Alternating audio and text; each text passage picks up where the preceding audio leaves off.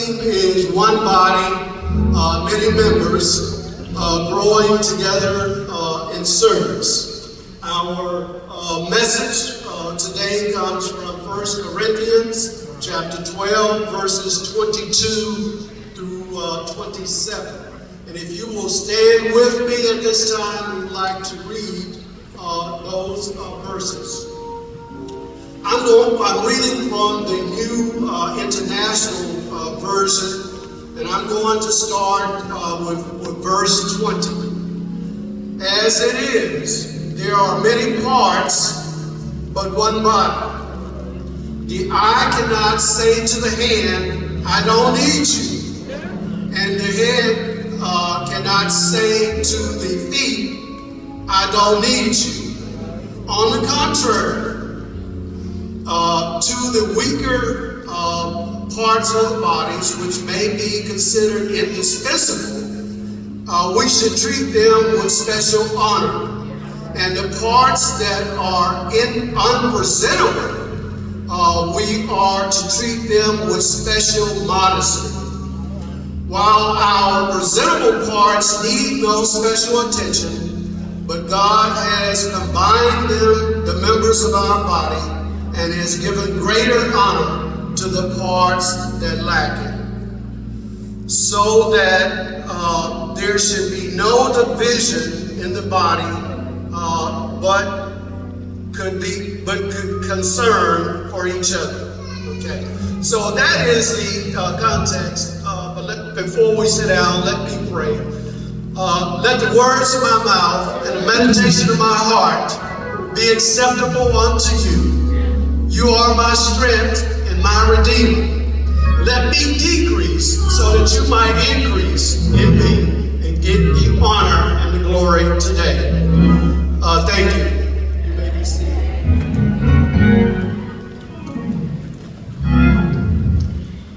As Pastor Booker often indicates prior to his sermons, he gives us what he would consider to be his topic. And if I were to choose a topic today, I would say unity. This is what this passage or our theme is all about. There's one body, but many members, and we all are members of Christ. I have four recommendations. I'm not going to say these are things that we need or should do. As it was indicated, I'm a former teacher or professor, whatever you want to call me, so I'm going to put it in the context of recommendation. I have four recommendations that I would like to share with you today, and after that, I will take my seat. Okay, and as Pastor say, you can go on to brunch or whatever. But usually it's for me, it's nap time. I like to get me a good nap in on Sunday. As the God indicates, 6 days we labored, and on that seventh day we are to rest. So that's basically, now don't get me wrong, I'm going to get something to eat, and I'm also going to get some rest. The first thing that I want to recommend to us to help us strengthen our faith and our purpose, and that is we need to continue to grow together in knowledge and biblical wisdom. Unfortunately, Pastor Booker cannot cover all of these circumstances and issues that we will encounter. There's a big gap between Sunday and the next Sunday. We call it Monday, Tuesday, Wednesday, Thursday, Friday, and Saturday. So what do we do during those times? Because again, Sunday, yes, he's going to give us a message. But during that gap, we also need to be what? Prepared. And as Pastor indicated last Sunday, we are in some difficult times. I've never experienced before in my lifetime the division that's occurring in our country today. So we need to be equipped with the Word. And one thing that will not change is God's word. So, but we can't use it if we don't know it. There's old saying, well, if you don't know it won't hurt you. Yes, it will. What you don't know can hurt you. So we need to put into our, life, or whatever you want to say, we need to have some study. I always like to start my day with the word, reading the daily Bible. It's not a daily Bible, but whatever it's called. Daily what? Bread. Yes, that's the way I like to start my day, because it gives us a good context of what, to study. The other thing I would like to go with is, if we look at biblical, one of the greatest kings of all time, Solomon, he had the opportunity to ask God for anything that he wanted. But what did he choose? Wisdom. He asked God for wisdom. And that's what we need to do. We are not perishing because of knowledge. We are perishing because what? Of a lack of knowledge. And again, we need to be prepared. And the best preparation we can get or have is to be knowledgeable. The other thing I like to share with you that's very important is that we got to be wary of false teaching. We got folks saying, well, God told me I need a Learjet. And many of you may recall several months ago there was a pastor that told the ushers, look, lock every door in the church. I need $40,000. And I jokingly mentioned to our pastor, I don't know about that one now, Pastor. I want to be obedient, but I don't know if I can do that, because biblically in medical, it tells us what? God expects us to give 10%. But in reality, everything we have belongs to God. But again, we need to know the word. Okay? Now, the second thing I want to recommend to us, and that is, let us continue to be united in God's presence and word.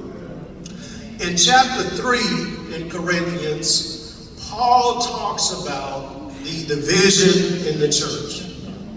Now, no, we don't have that here at Greater St. Matthew, so I know a lot of you looking at me, Brown, what you bringing that up? No, we don't have it here. But an ounce of what? Prevention is a good cure. It helps us to get out of that, or to not to be in it. So in chapter 3, Paul talks about the members of the church wanting to create what I would say myths. Okay, some were saying, well, I follow Apollos. Others were saying, well, I'm following Paul. Some said Cephas, and others said, well, I follow Christ. And again, that is what caused division within our church. There's some that might say, well, I'm going to follow Deacon Collins, or I go with Dr. Cox here, the pastor. We got to be careful. I think a lot of people put that in the context of cliques in the church. Okay? Stay away from it. Okay? We don't need that. Our purpose here is to do God's will. Now, we got a lot of what I call CH. What is that? Church hopping. For some reason, folks think that there's a different God over that other church. Now, the last time I checked, there was only one God. Only one.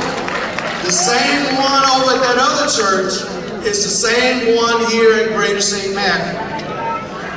Our mindset should be that of the late President John F. Kennedy. He indicated, ask not what your country can do for you, but what can I do for my country? That's what we should say to our church. ask not what greater St. Matthew can do for me, but what can I do to make greater St. Matthew a great worshiping experience? And again, I remember my professor from college in sociology, we were discussing divorces. And he indicated to us that in his country, India, the divorce rate is 0. And I know a lot of you say, well, Brown, how can that be? You know, folks don't always get along. Well, what he indicated is, over there, divorce is not an option. And if we come into the situation with the understanding that our job is to make it work, okay? And a lot of times that's what happens in what marriages, jobs. Well, if it don't work, I can always get me a divorce. If they ain't treat me right at the job, I can always quit. Okay? But our mindset should be what? That's not an option. Our job is what? To make it work. To make Greater St. Matthew the best church that it can be. And that's because of us.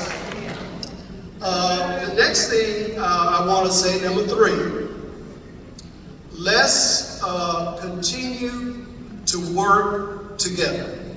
Okay? Let's continue to work together.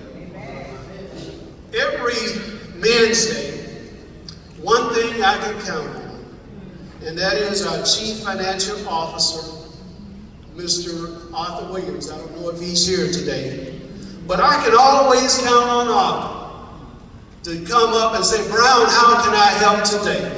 And he's always volunteering to be at the front door to help pass out programs or whatever. And again, I'm also very grateful to our deacons, and I'm glad they're here today, Deacon Eddie and Deacon Ron Pierre. Usually when we have funerals during the course of a week, a lot of our ushers still work. But I can count on Eddie and Ron to help out. Now that they're deacons, they haven't forgotten how to usher. And they will often show up to help us. And not just them, but there are others. We have Dr. Cox, usually when we have a gathering here, he's back there cooking, or whatever. I remember a couple funerals we've had. We've had Nurse Doris, I don't know if she's here, Nurse Judy. They were at the front door passing out programs, okay, even though they are nurses. But they were here working together. And that's what we have to do. Brother Harvey, I don't see him, but he's also a deacon now. But he hasn't forgotten how to play his guitar. Okay. Deacon Finley, I'm so glad to say that even though he's a deacon now, he still sings. If Pastor need him to come up here and sing, he will do it. And Pastor and First Lady, I can't tell you how honored I was personally for y'all to help in the Men's Day singing in the choir. Both of you volunteered to help, sing in the choir. And that is great. And I remember when we were getting ready for our annual day for the first year anniversary, we were called on to come up and help, clean up the church or whatever. And of course, I was grinning at us and man, my Saturday is gone. But believe it or not, we came up, we were supposed to be here at 10, and there were so many people here that within an hour, we had filled up 2 dumpsters. Okay? And the only reason that stopped us is we didn't have any more place to put it. Okay? But that's teamwork. That's working together. And I look at that from the illustration of a rope. If we had a rope and all of us are pulling, but if we got some pulling to the left, some pulling to the right, others pulling straight ahead, that's going to be a challenge. So folks, what I'm saying today is we all need to be pulling in the same direction. That's teamwork. That's teamwork. Somebody asked the question, if Christ was to pull up here today, what type of car would he be driving? Well, they said, well, that's Christ. He probably going to be driving a Bentley or a Ferrari, Mercedes. They said, no. Christ was common. When he came into Jerusalem, he was on a donkey. So he probably going to get him a nice Ford or a Chevy. But guess what? He would probably pull up in here in a Honda Accord. You say, well, why? I'm looking at my nephew back there. He sells cars. Why would he be in a Accord? Because that's what his message is. He wants all of us to be what? On one accord. So he would come up here in a car at 100. And my last one, I know I only had 5 minutes, so I'm going to close this thing out. The last thing I would recommend for us, and that is we got to continue to love one another. I think out of all the things that Paul shared with the people at Corinthians, hope, faith, he said what? Love is the most important.